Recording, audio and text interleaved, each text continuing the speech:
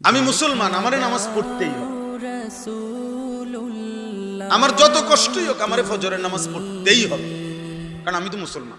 এই যে উপলব্ধি, এই বিশ্বাস কলিজা এটা বসা অনেক বড় নিয়ামত, অনেক বড় নিয়ামত।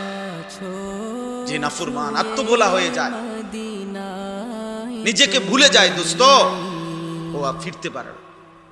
নুওয়াল্লিহি মা তাওয়াল্লা ওয়া নুসলিহি জাহান্নাম ওয়া সাআত মাসীরা।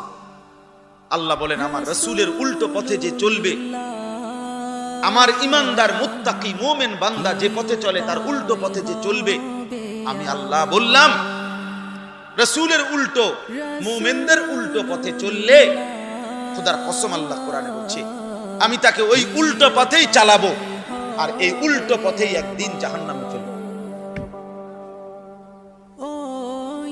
নুওয়াল্লিহি মা তাওয়াল্লা ওয়া নুসলিহি জাহান্নাম ওয়া সাআত মাসীরা। আর সেটা বুঝবে কত নিকৃষ্ট ছিল।